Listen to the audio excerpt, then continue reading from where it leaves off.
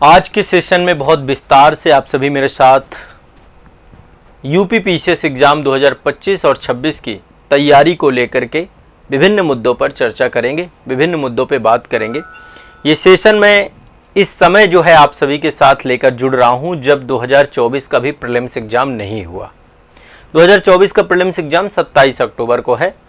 पहले ये एग्ज़ाम आपका 17 मार्च को था, बाद में पोस्टपोन कर दिया गया क्योंकि आरओ का पेपर लीक हुआ। बच्चे उसमें जो है विरोध प्रदर्शन में रहे, फिर पेपर वो भी निरस्त हुआ और इसकी डेट बढ़ गई। तो 27 अक्टूबर को ये एग्ज़ाम होने जा रहा है। उससे पहले मैं आज चर्चा करने आया हूँ 2025 और 26 के लिए। हो सकता है आप में से बहुत सारे बच्चे 2024 का एग्ज़ाम दे रहे हों। आप सभी लोगों के लिए भी ये सेशन उतना ही महत्वपूर्ण है जितना 2025 और 2026 के लिए। दरअसल मैं जो यहाँ पे चर्चा करने जा रहा हूँ, डिस्कशन करने जा रहा हूँ कि यूपी पीसीएस एग्ज़ाम को क्रैक कैसे किया जा सकता है, आखिरकार यूपी पीसीएस एग्ज़ाम आपका निकलेगा कैसे।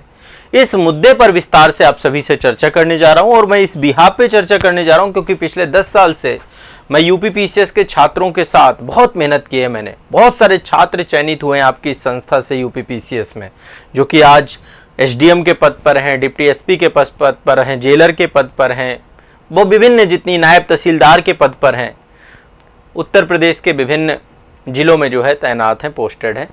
तो आज जो है हम 2025 और 26 की तैयारी पर बहुत विस्तार से, बहुत डिटेल में चर्चा करेंगे और मैं आप सभी से आग्रह करूंगा कि आप मेरे साथ सेशन में लास्ट तक रहें, पूरा सेशन देखें, काफ़ी चीज़ें आपकी क्रिस्टल क्लियर होंगी। ठीक है, देखिए एग्ज़ाम है आपका यूपी पीसीएस। आपने टारगेट बनाया है यूपी पीसीएस का, यूपी पीसीएस का आपने टारगेट बनाया, यूपी पीएससी एग्ज़ाम। लक्ष्य है आपका यूपी पीएससी। बहुत बड़ी संख्या में छात्र, उत्तर प्रदेश की वैसे भी आपको पता है जनसंख्या बहुत ज़्यादा है, आबादी बहुत ज़्यादा है, रोज़गार के सीमित अवसर हैं उत्तर प्रदेश में। तो सबसे बड़ी बात जो उत्तर प्रदेश में मुझे लगती है कि यहाँ पे कंपटीशन का लेवल बहुत ज़्यादा है क्योंकि बच्चे सारे पढ़ते हैं, मेहनत करते हैं। विभिन्न शिक्षा केंद्र जो हमारे बड़े बड़े बने हुए हैं जहाँ कम्पिटिटिव एग्ज़ाम की तैयारी हो रही है, चाहे वो बनारस हो, चाहे प्रयागराज हो, चाहे लखनऊ हो, हमारा दिल्ली मुखर्जी नगर में भी बच्चे यूपी पीसीएस के खूब पढ़ रहे हैं। और आप एक बार कमेंट करके ज़रूर बताइएगा कि आप कहाँ पे पढ़ रहे हैं, इस समय कहाँ पे तैयारी कर रहे हैं। बहुत सारे बच्चे गाज़ियाबाद भी आपके आके पढ़ते हैं। तो हर जगह पे जितने भी विभिन्न अलग अलग केंद्र हैं, चाहे पूर्वांचल के बच्चे हों, चाहे वो पश्चिमी उत्तर प्रदेश के छात्र हों, बुंदेलखंड के छात्र हों, हमारे सब जगह पे खूब मेहनत कर रहे हैं। ठीक है, जो अवध प्रदेश है हमारा, वहाँ के छात्र हों। तो आज के सेशन में आप इस टारगेट को अचीव कैसे करेंगे, आखिरकार ये टारगेट आप कैसे पाएंगे। बहुत ज़्यादा सीटें नहीं होती हैं, यदि हम देखें तो 200, 250, 300, 400 सीटें होती हैं आपकी यूपी पीसीएस में। कभी कभी सीटों की संख्या बढ़ भी जाती है, 500, 600, 700 तक सीटें पहुंच जाती हैं, लेकिन वो बहुत रेयर होता है। आमतौर पे सीटें जो है आपकी यहाँ तक हुई हैं कि 100-150 सीटें भी आई हैं, ऐसी भी स्थिति रही है। जैसे 2023 का जो एग्ज़ाम था उसमें बहुत ज़्यादा सीटें नहीं थी, 2024 में सीटों की बढ़ने की संभावना है। तो सीटें सीमित होती हैं, जनसंख्या बहुत ज़्यादा है। अच्छा, यूपी पीसीएस के एग्ज़ाम को 3 तरीके के बच्चे देते हैं, 3 तरीके के स्टूडेंट हैं, जितना मेरा अनुभव है उस आधार पे मैं आपको बता रहा हूँ। आप किस कैटेगरी में हैं आप लोग बताइएगा। पहली कैटेगरी उन छात्रों की है जो केवल यूपी पीसीएस एग्ज़ाम देना चाहते हैं। उन्होंने टारगेट ही बना रखा है कि मुझे कुछ नहीं करना है, केवल यूपी पीएससी एग्ज़ाम की तैयारी करनी है। बिल्कुल 12th के बाद से लग जाते हैं। ठीक है, केवल यूपी पीसीएस, ऐसे बहुत सारे बच्चे हैं। कुछ स्टूडेंट यहाँ पे संस्थान में भी ज़्यादातर मैं देखता हूँ कि वो कहते हैं सर मुझे आईएएस नहीं देना है, मुझे केवल यूपी पीसीएस देना है, और वो फिर आते हैं, तैयारी करते हैं डेडिकेटेड, और 1-2 साल 3 साल में चयनित हो जाते हैं।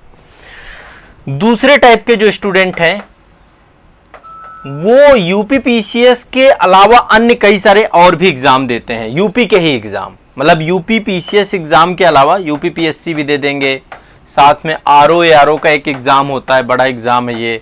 यदि आपकी योग्यता हुई तो बीईओ का एक एग्जाम होता है, उसे भी दे देते हैं। यूपी ट्रिपल एससी के बहुत सारे एग्जाम होते हैं, है ना।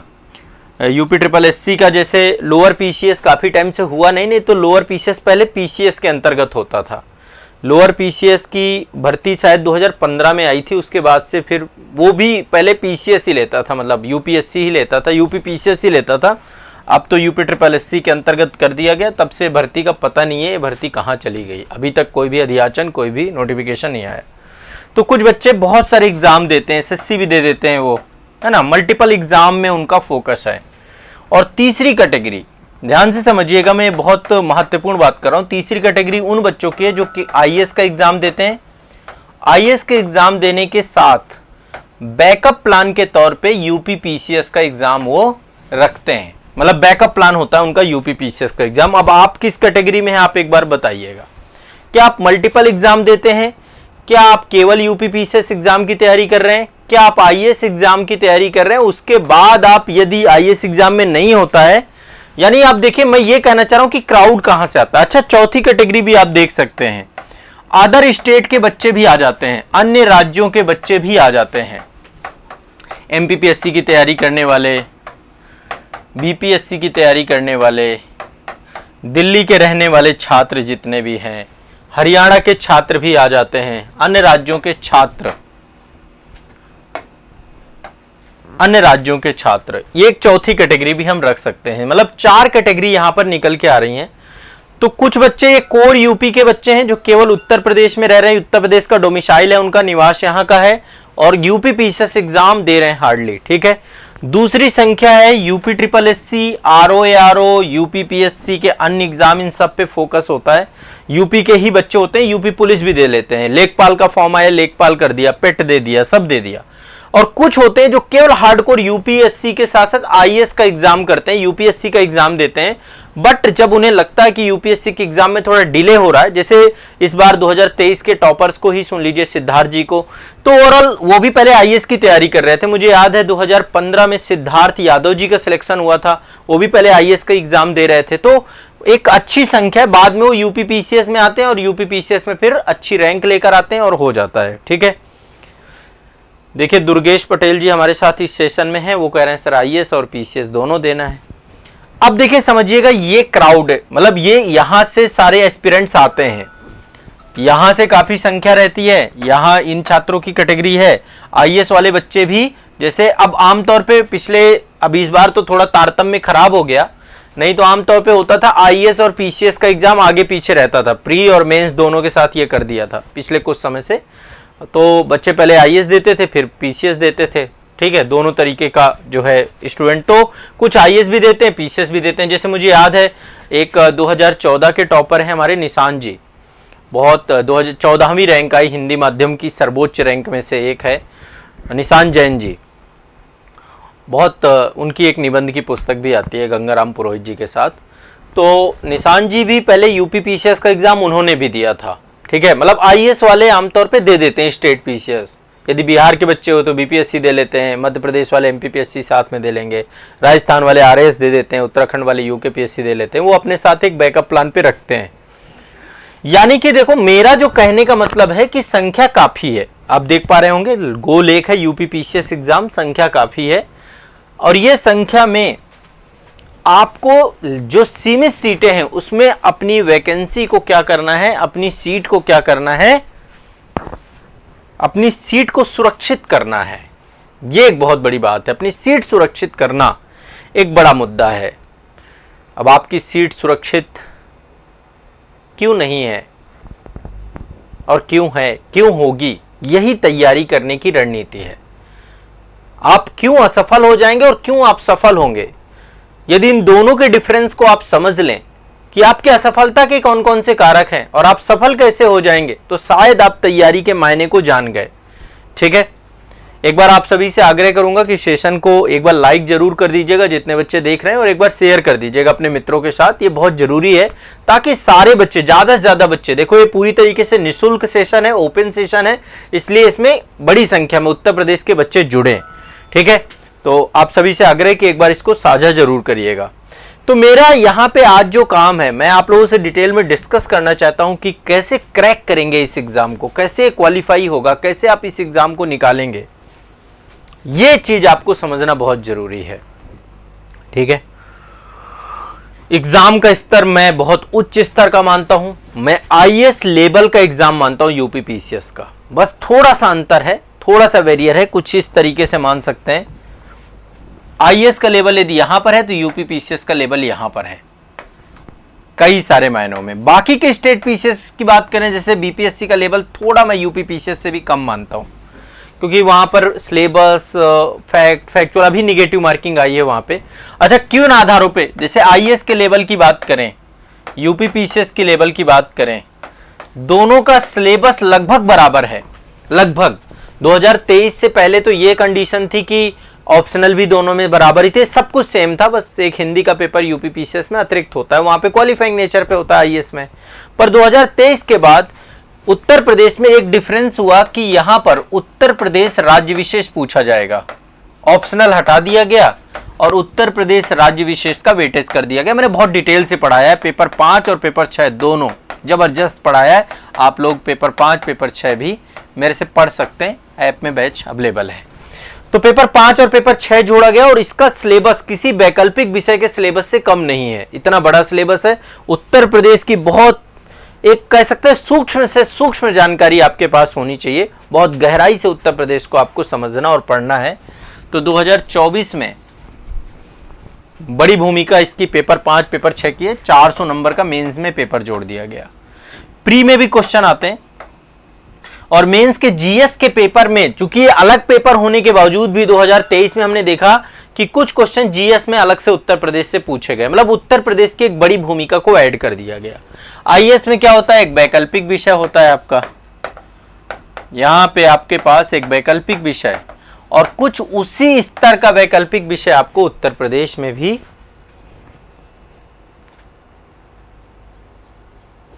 क्लियर है। सभी को कोई दिक्कत तो नहीं है। हाँ, जितने बच्चे यूपी पीसीएस वाले हैं मैं चाहता हूं आप लोग रहें। यदि आप आईएएस की तैयारी कर रहे हैं तो आप भी रहें।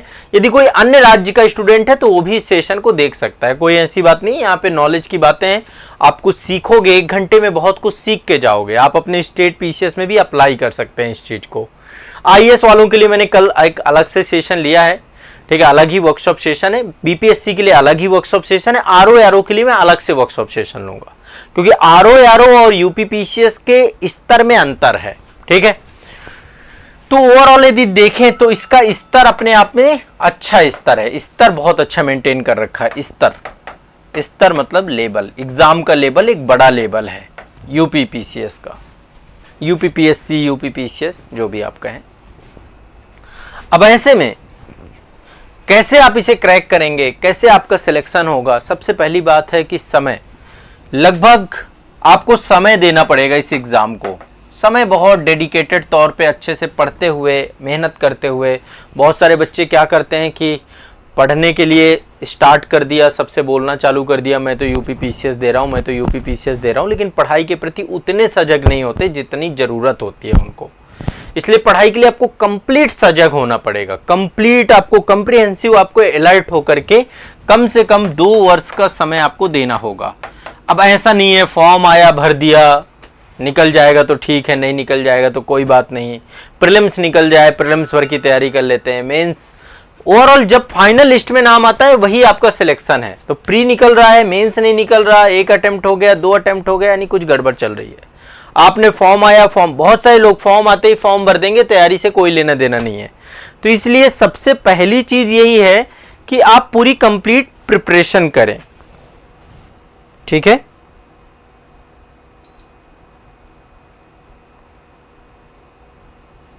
आप इसकी कंप्लीट प्रिपरेशन करें, डिटेल में प्रिपरेशन करें। सबसे पहली चीज ये है, 2 वर्ष का समय चाहता है पीसीएस। 2 वर्ष कैसे? 1 वर्ष तैयारी के, 12 महीने आपकी तैयारी के, और 1 वर्ष आपका परीक्षा का पूरा, परीक्षा की अवधि है आपकी 1 वर्ष की। लगभग 9 महीने का टाइम तो लग ही जाता है, लेकिन यदि हम फाइनल लिस्ट की बात करें तो 1 वर्ष का टाइम लग जाता है। अंतिम सूची आते आते पहले प्री होगा, फिर मेंस होगा, फिर इंटरव्यू होगा, फिर फाइनल लिस्ट आएगी। तो 1 वर्ष परीक्षा की अवधि और 1 वर्ष तैयारी की अवधि। यदि आप इस पूरी अवधि में बहुत सजग हैं, बहुत अलर्ट हैं, मैं आपको बोल रहा हूं, आपको कोई नहीं रोक सकता है, आपको कोई नहीं रोक पाएगा। कम से कम 24 महीने का टाइम आपको लेकर के चलना है। Got it? पहला पॉइंट तो ये समय, अवधि। अच्छा, अभी जो 2024 वाले बच्चे हैं जिनका 2024 में प्रीलिम्स है, तो निश्चित तौर पे आपने समय दे रखा होगा, ऐसे नहीं होंगे कि कोई, क्योंकि अब तो आयोग ने भी बहुत टाइम दे दिया। नोटिफिकेशन 1 जनवरी को आया था, नए साल में इस बार नया नोटिफिकेशन 2024 वाला जारी किया गया था, और इसके बाद 17 मार्च को एग्ज़ाम होना था, फिर उसकी डेट बढ़ के 27 अक्टूबर हो गई। तो नोटिफिकेशन ज़रूर आप सभी लोग देखते हैं, समझते हैं, चीज़ों को करते हैं। समय कितना लगता है? 2 वर्ष का। 1 वर्ष तैयारी की अवधि, 1 वर्ष परीक्षा की अवधि। यदि इसमें आप पूरी तरीके से फोकस्ड होते हैं तो आप इस एग्ज़ाम को क्रैक कर सकते हैं। यूपीपीएससी एग्ज़ाम आपका निकलेगा ही निकलेगा, आपको कोई रोक नहीं पाएगा, आपका सिलेक्शन होगा ही होगा। ठीक है, पहला पॉइंट ये, और ये बहुत महत्वपूर्ण बात है, इसीलिए इस महत्वपूर्ण बात को महत्व के साथ लेना है। तो पहले तो समय देना पड़ेगा आपको, एक समय देना पड़ेगा। टाइम मोस्ट इंपॉर्टेंट चीज है, सबसे बड़ी कैपिटल भी मैं इसे कहता हूं कि टाइम से बड़ी कैपिटल नहीं है। इसको बर्बाद होने से बचाना है। बहुत सारे बच्चे अपना टाइम बहुत खराब कर देते हैं, आते हैं यूपीपीसीएस की तैयारी करने के लिए, फिर इसके बाद भटक जाते हैं, अच्छे से तैयारी नहीं कर पाते, कभी आईएएस का एग्ज़ाम देने लग जाते हैं, तो कभी अदर छोटे छोटे लेखपाल का एग्ज़ाम और इस सब एग्ज़ामों में लग जाते हैं। आपको कोर यदि एग्ज़ाम की तैयारी करनी है तो कोर पूरे एग्ज़ाम को समझना है। अब मुद्दा ये है कि अच्छा ठीक है, आपने इस एग्ज़ाम की तैयारी कर ली, अब इस एग्ज़ाम की तैयारी के लिए आपने समय निकाल लिया, लेकिन अब उस समय का उपयोग कैसे करेंगे? समय का उपयोग, आपके मन में भी कोई भी क्वेश्चन हो तो आप पूछ सकते हैं, साथ साथ में मैं आपके क्वेश्चंस भी लेता चलूँगा। समय का उपयोग कैसे करेंगे आप? समय का उपयोग करेंगे सबसे पहले जब भी हमें कोई भी काम करना है, क्योंकि आप इतना बड़ा एग्ज़ाम दे रहे हैं यूपीपीसीएस का, तो जब भी हमें इतना बड़ा काम करना है तो सबसे पहले हमें समझना है कि उस परीक्षा की मांग क्या है। आप दे रहे हैं एक परीक्षा, कौन सी परीक्षा? UPPSC exam. भारत के सभी लोक सेवाओं आयोगों में से सबसे बड़ा आयोग और सबसे जटिल आयोग है ये, सबसे कठिन पेपर आता है। सबसे पहले डिमांड समझेंगे, मांग समझेंगे। बिना मांग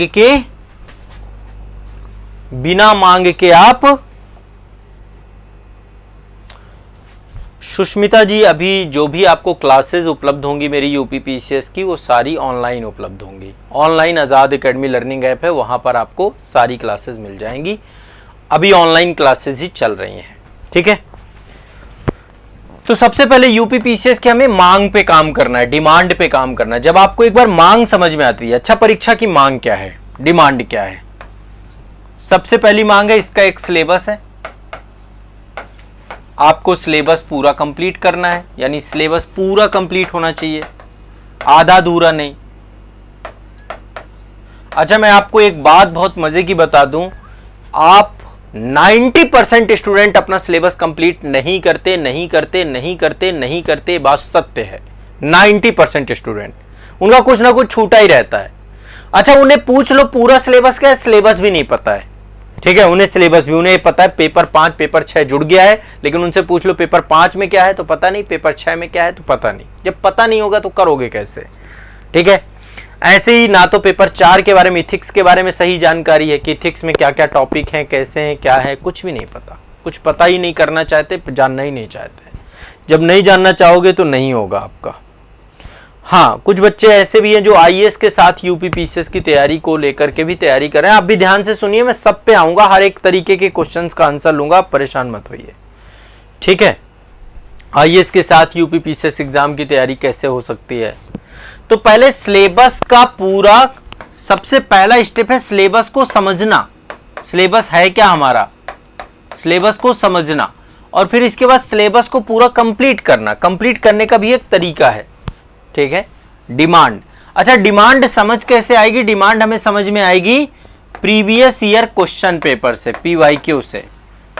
प्री और मेंस का अलग अलग आपको प्रीवियस ईयर क्वेश्चन पेपर करना है, ठीक है। प्री का अलग, मेंस का अलग। मैंने बहुत रिसर्च की है इन पेपर्स में, एग्जाम की मैं पूरी नब्ज जानता हूँ, है ना। मैंने अभी जैसे मैं हर साल ही काम इस पे करता हूँ, प्रीवियस ईयर पे काम मैं हर साल करता हूँ। जैसे आप देखिए ये मेंस का आपका है, घटना चक्र निकालता है प्री और मेंस का, यूथ का भी आता है, शिल्पी का भी आता है। ये प्री का आपका प्रीवियस ईयर क्वेश्चन पेपर है 2023 तक का, और ये आपका मेंस का प्रीवियस ईयर क्वेश्चन पेपर है। मेंस का इसमें 2022 तक का है, 2023 का मैंने ऐड कर रखा है आयोग की साइट से लेकर के। तो आपको क्या करना पड़ता है, रिसर्च करनी पड़ती है। आप बिना रिसर्च के काम करेंगे तो फिर आपकी चीजें उतनी बेहतर नहीं हो पाएंगी, हमें थोड़ा सा एक डिटेल रिसर्च में जाना पड़ता है। तो जनरल स्टडी हो चाहे सी सेट हो, सब पे मैंने डिटेल रिसर्च की है यूपी पीसीएस में। अब सबसे पहली चीज है सिलेबस, प्री और मेंस का जो आपको डिमांड बताएगा। सिलेबस को आपको अच्छी समझ होनी चाहिए, सिलेबस में क्या क्या टॉपिक दिए गए हैं, और इसके बाद सिलेबस के साथ साथ प्रीवियस ईयर क्वेश्चन पेपर। ये दो ही चीज हैं जो आयोग ने आपको दे रखी है। यदि दो पे काम नहीं करेंगे तो आप शायद यूपी पीसीएस को समझ नहीं पाएंगे, आपके लिए ये पूरी तरीके से। तो पहले तो सिलेबस को पूरा कंप्लीट करना। दूसरी जो डिमांड है, पहली डिमांड आपकी है सिलेबस कंप्लीट करना। बहुत बड़ा टास्क है ये आसान छोटा मोटा टास्क नहीं, बड़ा टास्क है। लोग कर नहीं पाते, मैं कह रहा हूं 90% नहीं कर पाते हैं, 90% नहीं कर पाते। दूसरी चीज है मेंस आंसर राइटिंग, मुख्य परीक्षा उत्तर लेखन। मेंस आंसर राइटिंग दूसरी समस्या है, मुख्य परीक्षा उत्तर लेखन।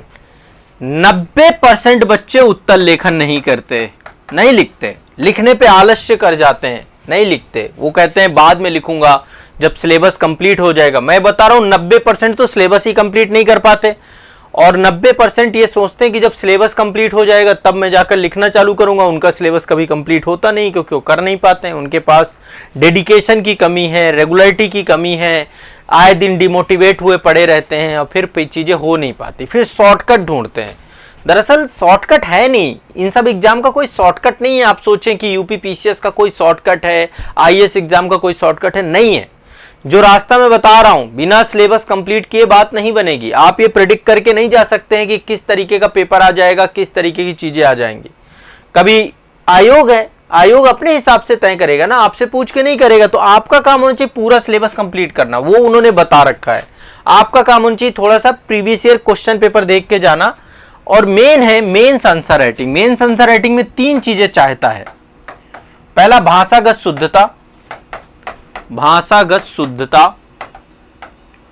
कि आपको भाषागत शुद्धता होनी चाहिए। कुछ लोगों की हिंदी ही खराब है, मीडियम तो हिंदी रख रखा है, लेकिन हिंदी लिखने के लिए बोल दो तो हालत खराब है उनकी। कुछ लोग ऐसे हैं जिनको भाषागत शुद्धता होने के साथ साथ एक समस्या और आती है। मेंस आंसर राइटिंग वाले बच्चों की बात कर रहा हूं। एक तो भाषागत शुद्धता की समस्या है, दूसरा प्रस्तुतिकरण की समस्या है। प्रस्तुतिकरण, प्रेजेंटेशन ही अच्छा नहीं है। प्रस्तुतिकरण कभी भी मतलब लिखने का एक तरीका, एक ढर्रा कभी सीखा नहीं, क्योंकि कभी लिखा ही नहीं। और तीसरा है गति, स्पीड। ये 3 चीजें, और चौथा भी एक ऐड कर लेते हैं, कंटेंट, विषय वस्तु। विषय वस्तु सिलेबस कंप्लीट करने के बाद ही आपको आएगी। कंटेंट की समझ तो आपको जब आप पढ़ लेंगे सिलेबस के बाद। तो भाषागत शुद्धता, हिंदी सही होनी चाहिए, प्रस्तुतिकरण अच्छा होना चाहिए, गति होनी चाहिए। इसमें सबसे ज्यादा लंका लगी होती है सबकी, गति नहीं अच्छी होती, स्पीड नहीं अच्छी होती है। तो अपने इस पे भी काम करना है। नमित तिवारी जी कह रहे हैं सर कोर्स तो कंप्लीट हो गया है बट आंसर राइटिंग में प्रॉब्लम होती है।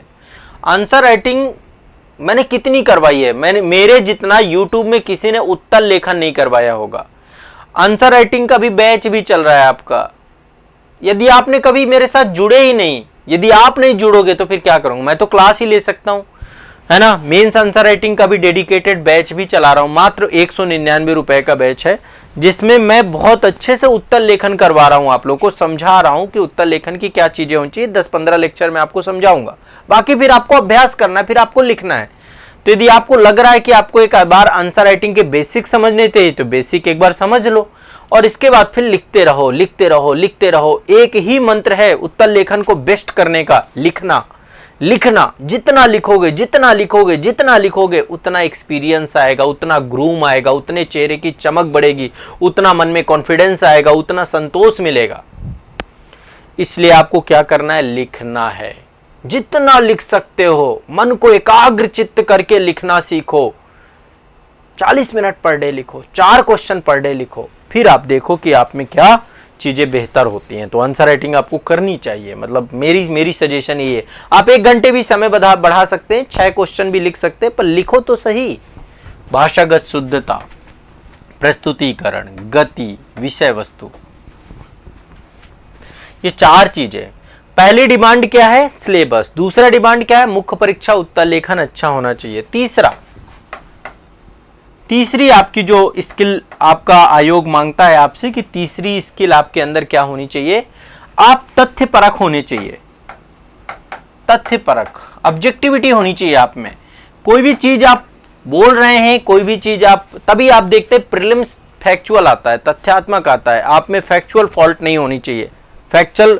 और ये कब होगा? जब आप सिलेबस कंप्लीट करेंगे। मतलब सबका एक ही समस्या है, syllabus complete, syllabus complete, syllabus complete, syllabus complete, syllabus complete. मैं इसी पे बार बार चीजों को आप लोगों के साथ डिस्कस कर रहा हूं कि सिलेबस कंप्लीट करो। तो आपको अपने फैक्ट अच्छे करने पड़ेंगे, तथ्यों को पढ़ना पड़ेगा। तथ्यों को जब आप बढ़िया करेंगे तब आपकी चीजें होंगी। और एक और चीज है जो हर जगह काम आती है, वो है आपका व्यक्तित्व, आपकी पर्सनालिटी। क्या आप एक ऑफिसर वाली पर्सनालिटी रखते भी हैं?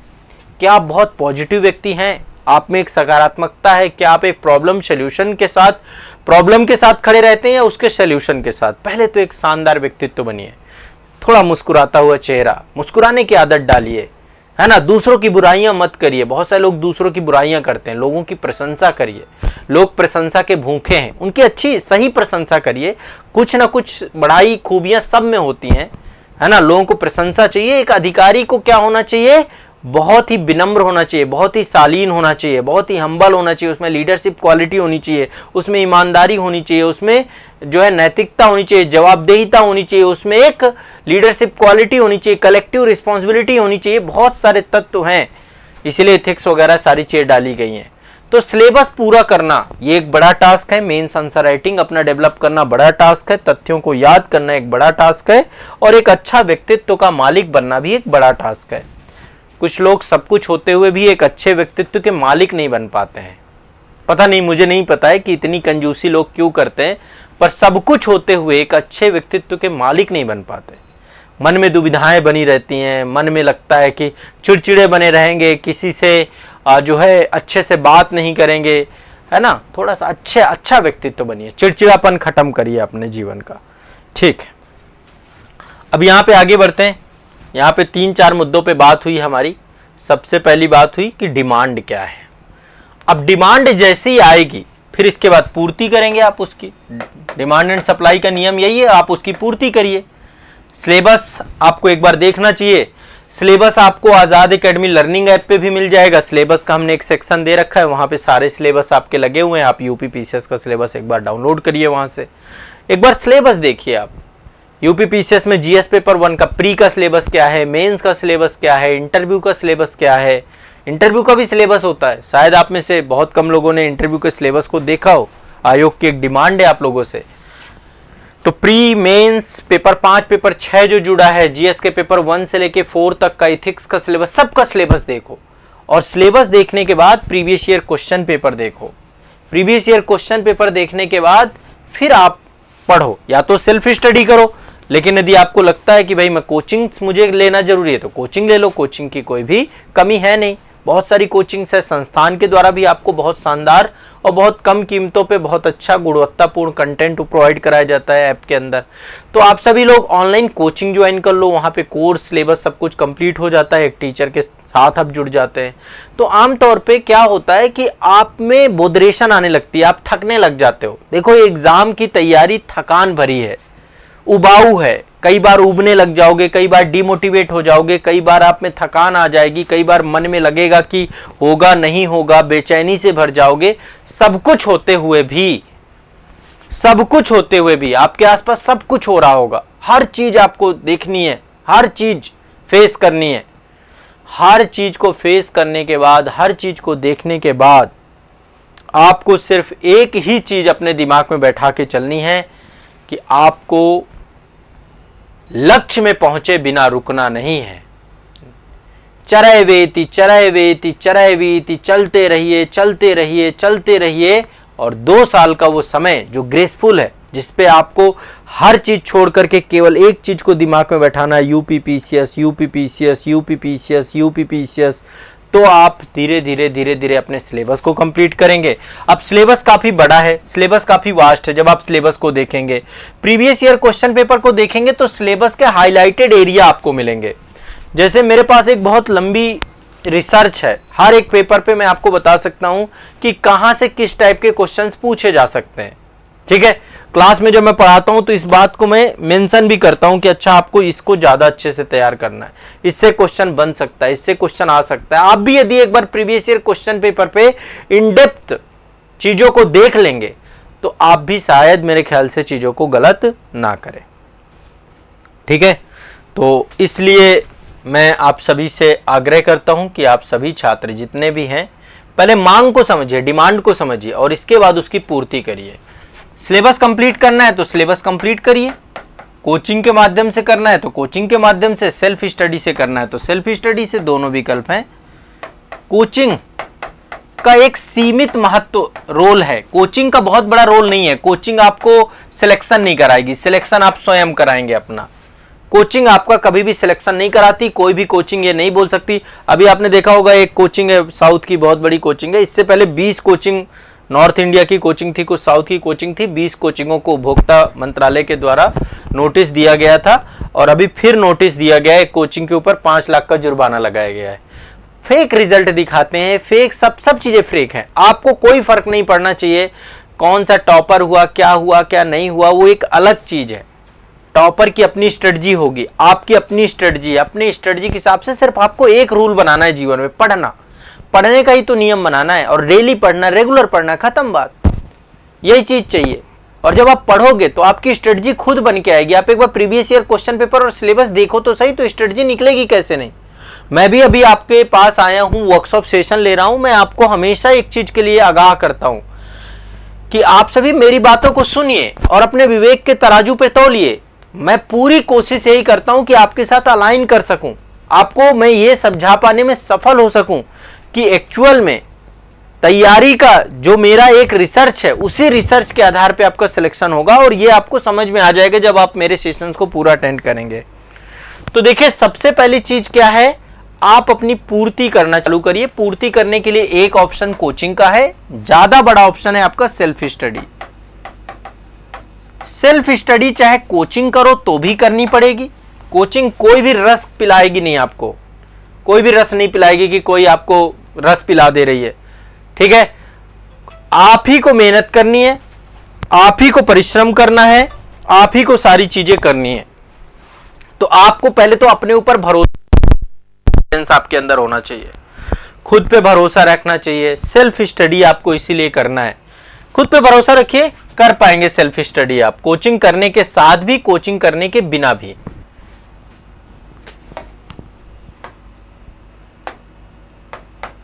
कोचिंग करने के साथ भी, कोचिंग करने के बिना भी, दोनों तरीके से। ठीक है,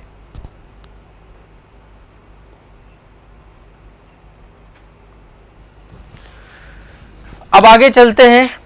सिलेबस आपको पूरा कंप्लीट करना है, इसके लिए एडवांस बुक लिस्ट मैंने बता रखी है। आप एक बार गूगल में सर्च करिएगा UPPCS book list by Azad sir, तो आपको बुक लिस्ट के मेरे वीडियोस आ जाएंगे। मैंने बुक लिस्ट बहुत सारी इसी चैनल पे दिया है और पब्लिकेशन के चैनल पे भी आपको मिल जाएगा, आजाद पब्लिकेशन चैनल पे एक बार सर्च करना UPPCS complete book list by Azad sir, तो आपको सारी किताबें, आपको कुछ बुक्स वगैरह भी लेनी पड़ेंगी। कोचिंग ज्वाइन करते हैं तो भी बुक लेना है, नहीं ज्वाइन करते तो भी बुक लेना है। बुक के बिना बात नहीं बनेगी, बुक प्राइमरी है, सबसे प्राथमिक है, आपके पास किताबें होनी चाहिए। ठीक है, दूसरा लिखने का अभ्यास। यदि आपका उत्तर लेखन अच्छा नहीं, मेरे साथ जुड़ जाओ, आंसर राइटिंग के बैच में जुड़ जाओ। एक बार जो चीजें मैं आपको बता दूं, देखो 90% बच्चा है, जान जाएगा हर बात पर करेगा नहीं। जब करोगे नहीं तो कोई फायदा नहीं। मैं बार बार यही कहता हूं, 90% लोग ऐसे हैं जो तैयारी कर तो रहे लेकिन सिंसियर नहीं है, उतने अवेयर नहीं है, तैयारी के रोल को नहीं समझ रहे कि अपने आप में बड़ी तैयारी है। ठीक है, तो इसीलिए आपको थोड़ा सा ये चीजें समझना है। जब तक नहीं समझोगे तो चीजें अच्छी नहीं होंगी।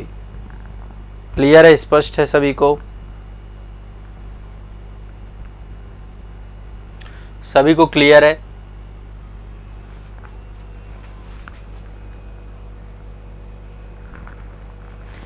एडवांस बुक आपको कुछ पढ़नी है, एडवांस बुक आपको कुछ पढ़नी है। ठीक है, और एडवांस बुक के साथ साथ आपको सेल्फ स्टडी करनी है और बुक वगैरह की लिस्ट मैंने बता रखी है आपको ऑलरेडी। लिखने का प्रयास करना है, पर डे कोशिश करिए 1 घंटे आप अपने आंसर राइटिंग को दीजिए, 1 घंटा पर डे, डेली 1 घंटा दीजिए, डेली 1 घंटा पढ़ने को दीजिए, बहुत जरूरी है। बिना इसके बात नहीं, लिखने को दीजिए, लिखने को दीजिए। अब देखिए प्रीवियस ईयर क्वेश्चन पेपर का रिसर्च करिए। आप ये वाली बुक देखिए मेरी, यहाँ पे आप देख पा रहे होंगे कंप्लीट रिसर्च है प्रीवियस ईयर क्वेश्चन पेपर के, बहुत सारे टॉपिक है जो मैंने आइडेंटिफाई किए हैं। आप भी कर सकते हैं। जब मैं क्लास में पढ़ाता हूं तो मैं कोशिश करता हूं कि इन टॉपिक्स के बेस पर ही मैं चीजें आपको पढ़ाऊं, उन चीजों को ज्यादा प्रायोरिटी दूं। तो पीसीएस में क्या होता है, प्रीवियस ईयर क्वेश्चन पेपर काफी रिपीट भी होता है, क्वेश्चंस रिपीट होते हैं, क्योंकि आप खुद देखो ना, आप यदि 10-15 साल के पेपर को कर लेंगे तो आप सिलेबस का काफी हिस्सा तो कर ही लिया ना आपने, वही सारी चीजें फिर आएंगी, अगेन आएंगी, तो रिपीटेड क्वेश्चन का भी बेनिफिट आपको मिलता है। मेंस में 2 तरीके के आपको क्वेश्चंस लिखने हैं, 125 शब्दों में और 200 शब्दों में, अलग अलग है दोनों का। 125 शब्दों का लेखन अलग है, 200 शब्दों का लेखन अलग है। ये आपके 8 मार्क्स के आते हैं, ये आपके 12 मार्क्स के आते हैं। टोटल 3200 शब्द लिखना है एक दिन में। साथ में अलग से आपका एक निबंध का पेपर है, जहां पर 700 शब्दों के 3 निबंध लिखने हैं। एक हिंदी का पेपर है जिसको आपको पूरा तैयार करना है, और साथ में आपका जो है 2 से पेपर आपके जो है उत्तर प्रदेश राज्य विशेष के हैं, और 4 आपके जीएस के पेपर हैं। ओवरऑल सिलेबस बड़ा है, वास्ट है, तो पूरा कंप्लीट करने में समय लगेगा। बस मैं ये कहना चाह रहा हूं कि सिलेबस कंप्लीट करना आपका पहला टारगेट होना चाहिए, पहला लक्ष्य होना चाहिए। पूरा सिलेबस हमें कंप्लीट करना है, और सिलेबस कंप्लीट करने के साथ साथ आपको रिवीजन भी करना है, आपको मल्टीपल टाइम रिवीजन करना है। रिवीजन करना है, जो भी पढ़ा उसे दोबारा पढ़ो, जो भी पढ़ा उसे दोबारा पढ़ो, जो भी पढ़ा उसे दोबारा पढ़ो। रिवीजन से आप में एक्सपर्टीज आएंगी, भूलने की प्रवृत्ति कम होगी। जब आप चीजों को दोहराते हो तो आपको चीजें भूलती कम है। एक बार में चीजें कई बार दिमाग में आ तो जाती हैं, स्टोर तो हो जाती हैं, लेकिन आप रिकॉल नहीं कर पाते हैं। तो रिकॉल करने की पावर बढ़ेगी, वो भी रिवीजन से बढ़ेगी। ठीक है, तो देखिए यहाँ पे मैंने 2 मुद्दों पे बात की। एक तो डिमांड क्या है यूपीपीसीएस एग्जाम की, दूसरा उसका सप्लाई कैसे करना है। आपको सिलेबस कंप्लीट, जो डिमांड है डिमांड की पूर्ति करो, आपको सिलेबस पूरा कंप्लीट करना है, चाहे स्वयं से करो चाहे कोचिंग के माध्यम से करो। पर यदि कोचिंग ज्वाइन करते हो तो भी स्वयं से पढ़ना ही पड़ेगा, इसका कोई अल्टरनेटिव नहीं है। आप कहीं भी पढ़िए, पर आपको सेल्फ स्टडी को प्रायोरिटी देनी पड़ेगी, क्योंकि कोचिंग आपको अधिकारी नहीं बनाएगी, सेल्फ स्टडी ही आपका ऑफिसर बनाएगा। कोचिंग बनाती होती तो सब बन जाते। ठीक है, जो बच्चे डेडिकेटेड होते हैं, जो सेल्फ स्टडी करते हैं, जो होम असाइनमेंट करते हैं, उन्हीं का सिलेक्शन होता है, उन्हीं का चयन होता है, ये भी ध्यान में रखें। ठीक है, क्लियर है, स्पष्ट है, कोई दिक्कत तो नहीं है। पहली चीज ये ध्यान रखना है। दूसरी चीज, मेंस आंसर राइटिंग आपको अपनी अच्छी करनी है। पर डे 1 घंटे का टाइम दीजिए, रेगुलर देना है, 2 साल तक आपको देना चाहिए, और थोड़ा गति इसकी बढ़ानी चाहिए, लिखना चाहिए। आप नहीं देंगे तो फिर कभी नहीं दे पाएंगे। और फैक्ट थोड़ा याद करने, यूपीपीसीएस में क्या करते हैं, बहुत सारी तथ्यात्मक चीजें आती है तो आपको याद करनी पड़ेंगी। मैं दूसरी भाषा में बोलूं, रटनी पड़ेंगी। अच्छा, रटना जैसा कुछ होता नहीं है, इस उम्र में आप बहुत ज्यादा चीजें रट नहीं सकते, आपको रिवाइज करने पर ही चीजें ज्यादा बेहतर आएंगी। रटने की क्षमता आपकी बचपन में थी, अब रटने की क्षमता नहीं। बच्चा होता है वो रट लेता है, बचपन में आपने भी रटा है चीजें, आपने टेबल रटी है, आपने ABCD रटी है, आपने का से लेके ज्ञ तक जो है वर्णमाला रटी है, आपने सब कुछ रटा है। जो भी पढ़ते थे उसको रट लेते थे, याद करते रहते थे बार बार बार बार बार बार। यहां पर भी अब आपको रिवीजन करना है, एक अंतराल के अंतर्गत रिवीजन करना है, कोशिश करना है चीजों को पढ़ रहे रिवाइज करें, अपनी गति में काम करना है, विषय वस्तु में काम करना है, फैक्चुअल डेटा याद करना है, और थोड़ा अपनी पर्सनालिटी को ग्रूम करना है। एक रियल पर्सन बनना है, एक फेक पर्सनालिटी नहीं बनना, एक रियल पर्सन, एक अच्छा व्यक्तित्व, एक ईमानदार व्यक्तित्व। ठीक है, जो अपने प्रति ईमानदार है, जो समाज के प्रति ईमानदार है, जो परिवार के प्रति ईमानदार है, एक जिम्मेदार व्यक्ति बनना है। ठीक है, कल के दिन बहुत सारी जिम्मेदारियां मिलेंगी एडमिनिस्ट्रेशन में जाने के बाद, तो वो जिम्मेदारियां आप में होनी चाहिए, आप एक रिस्पॉन्सिबल पर्सन होने चाहिए, तब जाके चीजें ज्यादा बेहतर होंगी। ठीक है, तो ये आपको ध्यान में रखना है। देखो, रटने का मतलब वही है रिवीजन, मतलब यहां पे मैं फिर से वही बात कह रहा हूं ना, रटने का मतलब है रिवीजन। नाज़नी जी, जब आप रटने का मतलब यहां पे रिवीजन, जितना रिवाइज करेंगे उतना आपका चीजें बेहतर होंगी। ठीक है, अब देखो कुछ बच्चे ऐसे हैं जो मैंने शुरुआत की थी सेशन की कि यहाँ पे 4 प्रकार के बच्चे हैं। कुछ बच्चे ऐसे हैं आईएएस का एग्जाम देते हैं, साथ में यूपीपीसीएस का भी देते हैं। मैं एक सलाह देना चाहता हूं, जब आप आईएएस का एग्जाम देते हैं उस साल यूपीपीसीएस का एग्जाम मत दीजिए, और जिस साल आप पीसीएस यूपीपीसीएस का एग्जाम दे रहे हैं उस साल आप आईएएस का एग्जाम मत दीजिए। एक ही एग्जाम पे फोकस करिए। दोनों में देखा जाए तो सिलेबस में केवल इतना अंतर है कि वहां पे वैकल्पिक विषय है और यहां पे आपका सिलेबस जो है, मतलब आमतौर पे यहाँ पे उत्तर प्रदेश राज्य विशेष है, तो वो तो चलो सबके लिए अलग है, वैकल्पिक विषय भी अलग अलग होते हैं। तो आप मान लो उत्तर प्रदेश के बारे में आपको एक कंप्लीट नॉलेज आप में होना चाहिए उत्तर प्रदेश राज्य का, वो आपको पढ़ना पड़ेगा। जैसे आप वैकल्पिक विषय पढ़ोगे वैसे उसे पढ़ोगे। बाकी लगभग सिलेबस सेम है, इथिक्स वहां पर है, इथिक्स यहाँ पे है। अच्छा, आईएएस का लेवल अप है, वहां पे मेंस में 4000 शब्दों में लिखना है, यहाँ पे 3200 शब्दों में लिखना है, ठीक है। यहाँ पे फैक्चुअल ज्यादा आता है, वहां पे एनालिसिस बेस ज्यादा आता है। तो यहाँ पे फैक्ट ज्यादा लिखने होते हैं, वहां पे थोड़ा सा अपनी एक समझ के अनुसार आपको लिखना होता है। तो दोनों के लेवल की बात करूं तो यूपीपीसीएस का लेवल थोड़ा कम है। चीजें तथ्य परख हैं, तो तथ्य तैयार होने चाहिए, आपके तथ्य तैयार होने चाहिए। तो दोनों एग्जाम एक साथ नहीं देना, यूपीपीसीएस और आईएएस एक साथ मत दीजिएगा, क्योंकि उससे नुकसान होगा। मैंने भी यही गलती की थी 2016 में, मैंने आईएएस का भी इंटरव्यू दिया पर यूपीपीसीएस भी मेरा मतलब साथ में होता गया, तो यूपीपीसीएस, तो दो के चक्कर में फिर आप कहीं नहीं होगा। 2017 में मैंने सेम गलती की, इसी भी आप मैं आपको बता रहा हूं। आप चाहे 2023 के टॉपर को सुन लीजिए, उन्होंने आईएएस को छोड़ के फिर यूपीपीसीएस दिया, अब वो आईएएस में लगे होंगे नो डाउट। पर जो सिद्धार्थ यादव जी 2015 बैच के या फिर उसके बाद लगातार जितने बच्चे हुए हैं, सबसे आप यही सुनेंगे केवल एक एग्जाम पे फोकस करिए। दो सीटें तो आपको लेनी नहीं है, आप पे एक पे फोकस करना, एक को बहुत अच्छे से। जो फ्रेशर हैं, जो नए बच्चे हैं, अच्छा कोई कह रहा है सर मेरे 5 साल 6 साल 5 अटेम्प्ट हो चुके हैं, 5-6 साल से मैं एग्जाम दे रहा हूं, उनको चलो ठीक है, एक हैबिट हो जाती है, उनकी तैयारी का लेवल अलग होता है, लेकिन वो भी एक गलती कर रहे हैं, बार बार नहीं हो रहा है इतने अटेम्प्ट देने के बावजूद भी, इसका मतलब भी आपका फोकस डाइवर्टेड है। यहाँ पे डाइवर्जन नहीं चाहिए। यूपीपीसीएस एग्जाम है और आईएएस एग्जाम है, दोनों एग्जामों का अलग अलग इंपॉर्टेंस है, दोनों एग्जामों को आप मर्ज मत करें। तो जो आईएएस दे रहे हूं तो वो यूपीपीसीएस ना दें, जो यूपीपीसीएस दे रहे हैं वो आईएएस ना दें। हाँ, दोनों में बस इतना अंतर है, वहां पे उत्तर प्रदेश राज्य विशेष आपको बहुत अच्छे से तैयार करना है और साथ में आपको समान हिंदी तैयार करनी पड़ेगी। 150 नंबर का एक पेपर आता है, बाकी सब कुछ सेम है, बाकी सब कुछ सेम है। जो आईएएस का सिलेबस है आप एक बार सिलेबस उठा के पढ़ के देख लेना। शायद मुझे लगता है कि जवाब मिल गया होगा, शायद दुर्गेश जी ने सवाल पूछा था तो शायद मुझे लगता है समझ गए होंगे। एक साल में एक ही पेपर, ताकि आप अच्छे से लेवल को मेंटेन कर पाए। लेवल नहीं मेंटेन कर पाएंगे ना, आप दोनों देंगे तो आईएएस के लेवल को मेंटेन करेंगे कि यूपीपीसीएस को, दोनों का लेवल अलग है, स्तर ही अलग है। तो इस भीड़ में आप छट जाओगे, आप आ जाओगे सिलेक्टेड बच्चों में और आप सिलेक्शन लिस्ट की तरफ आगे बढ़ोगे यदि आप ये सारे काम करोगे तो, ठीक है। तो मेरी सलाह यही है, मेरे सुझाव यही है। बाकी आप लोग तैयारी करिए, तैयारी के लिए आप मेरे साथ भी तैयारी कर सकते हैं, बहुत अच्छे से मैं आपकी उंगली पकड़ के चलूंगा, आपका पूरा सिलेबस कंप्लीट कराऊंगा, बहुत डिटेल में कंप्लीट कराऊंगा, यूपीपीसीएस के लेवल का कंप्लीट कराऊंगा। आपने आज तक सिलेबस कंप्लीट, बहुत रोचक लगेगा आपको, हर सब्जेक्ट पढ़ना, हर विषय पढ़ना आपके लिए रोचक है। तो जो हमारा कंप्लीट फाउंडेशन बैच है यूपीपीसीएस का 2025 के लिए, 2026 के लिए, आप उससे जुड़िए और जुड़ करके आप उससे सिलेबस को पढ़ना चालू करिए। आपको भूगोल आसान लगने लग जाएगा, राज्य व्यवस्था आसान लगने लग जाएगी, इतिहास का इतना बड़ा विषय वस्तु है, आसान बना दूंगा, हर चीज गति बढ़ा दूंगा, आपको लिखने की गति बढ़ा दूंगा। तो इसलिए आप लोग आइए, आपका मोस्ट वेलकम है। आजाद एकेडमी लर्निंग ऐप पर आपको कोर्स मिलेगा, बैच मिलेगा, वहां पे हमारी सारी क्लासेस हैं। बुक लिस्ट भी आपको बैच के अंदर मिल जाएगी, बुक किट का एक वीडियो आपको मिल जाएगा। बाकी मैं आप सभी से कहूंगा आप एक बार सर्च करो, जितने यूट्यूब वाले बच्चे हैं, कि बुक लिस्ट आपको चाहिए तो आपको संस्थान के द्वारा पहुंचा भी दे जाएंगे आपके घर में। बहुत सारे गांव देहात के भी बच्चे हैं, तो आप भी घबराइएगा मत, आपके लिए हमने अच्छा इनिशिएटिव ले रखा है।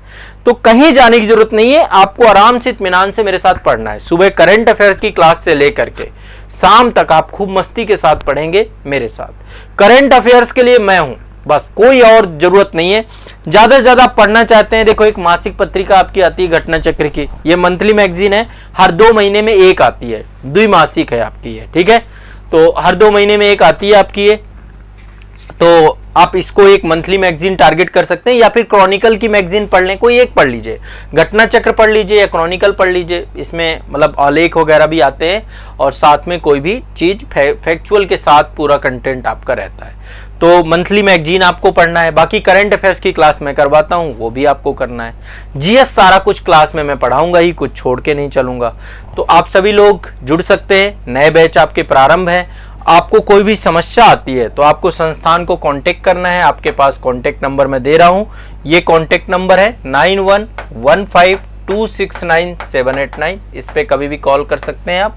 24 घंटे ये नंबर आपका व्हाट्सएप भी कर सकते हैं। दूसरा नंबर है आपका 7982705327। ये नंबर आप सेव कर लो, आपको काम आएंगे। संस्थान के ऑफिशियल नंबर है, सीमा मैम का नंबर है या दीपक सर का नंबर है, ठीक है। और एक नंबर बुक के लिए है 8929821970। विकास जी ये नंबर आपको कोई भी समस्या आती है तो इस समस्या का समाधान आपका करेंगे।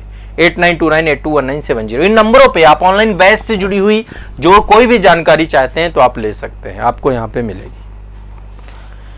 सभी को स्पष्ट है? तो ये मेरी आप सभी से आग्रह है, विशेष आग्रह है, पढ़ना चालू करिए, मेहनत करना चालू करिए, मेरे साथ जुड़ जाइए। और आपको कोई भी दिक्कत आती है तो फिर गूगल मीट है, विभिन्न माध्यम है जिनके माध्यम से मैं आपके साथ जुड़ूंगा, ठीक है। तो आज के लिए इतना ही रखते हैं। अगला सेशन फिर रखेंगे हम लोग, उसमें और विभिन्न मुद्दों पे चर्चा करेंगे, आप लोगों के प्रश्नों को लेंगे। और आज का सेशन आपको कैसा लगा? आपको चीज़ें समझ में आई? आपका कुछ कॉन्सेप्ट क्लियर हुआ? आपकी तैयारी के स्तर को आपको समझ में आया? इसके अलावा एक सेशन जो है आपको मैं और यहाँ पे पब्लिश करूंगा, जिससे आप में एक देखो, आप अपने सिलेक्शन के लिए सबसे ज्यादा उत्तरदायी व्यक्ति हो। आपको डिसिप्लिन में रहना पड़ेगा, आपको रेगुलर रहना पड़ेगा, आपको कंटिन्यूअस 2 साल तक पढ़ना है जब तक आपका सिलेक्शन नहीं हो जाता, ठीक है। और आपको जिम्मेदारियों को समझना पड़ेगा, तो ये सबसे ज्यादा जरूरी है। तो आज के सेशन को मैं यहीं पे समाप्त करूंगा। बाकी हम मिलेंगे नेक्स्ट सेशन पे। आप लोग बैच के अंदर मुलाकात होगी हमारी, बैच के अंदर हमारी क्लासेस होंगी। बैच में यदि आप जुड़ गए हैं तो आप सभी का मोस्ट वेलकम है। आइए यूपीपीसीएस के इस विस्तृत और व्यापक पाठ्यक्रम को पढ़ते हैं। वहाँ पे पेपर 5, पेपर 6 की भी क्लासेस आपकी सारी मिलेंगी, जो नया पाठ्यक्रम आपका है। साथ ही लाइव क्लासेस आपको मिलेंगी। बैच में आपको सब कुछ मिलेगा, 24/7 हेल्प सपोर्ट है संस्थान का। और मैं तो आपको मिलूंगा ही, आपको मेजर सब्जेक्ट जितने भी हैं मैं ही पढ़ाऊंगा, ठीक है। तो आइए, आप सबका मोस्ट वेलकम है। करंट अफेयर्स सुबह 5:30 बजे मेरी लाइव क्लास होती है, उसमें आप लोग सभी लोग जुड़िए। आजाद आईएएस एकेडमी के यूट्यूब चैनल पे लाइव होती है, साथ में बैच में भी मैं लाइव रहता हूँ, ठीक है। तो आप लोग करंट अफेयर्स से जुड़िए, जनरल स्टडी के लाइव क्लासेस आपकी रहेंगी, तो उनसे आप जुड़िए। चलिए, बहुत बहुत शुक्रिया, धन्यवाद। दुर्गेश पटेल जी ऑनलाइन बैच से हैं, तो चलिए मोस्ट वेलकम है। अब आप लोग बिल्कुल निश्चिंत रहिए, मैं ऑनलाइन बैच में बहुत डिटेल से, बहुत विस्तार में आप लोगों की क्लासेस होंगी। बहुत कुछ पढ़ेंगे, हर चीज़ इन डेप्थ पढ़ेंगे, इन डिटेल पढ़ेंगे। कोई भी सिलेबस का हिस्सा छोटा से छोटा नहीं छूटेगा। हर चीज़ जूम आउट करके पढ़ेंगे, हर चीज़ डिटेल में पढ़ेंगे। तो पहले सिलेबस कंप्लीट करना हमारी पहली प्राथमिकता है, ठीक है। तो चलिए मिलते हैं क्लास के अंदर, बैच के अंदर।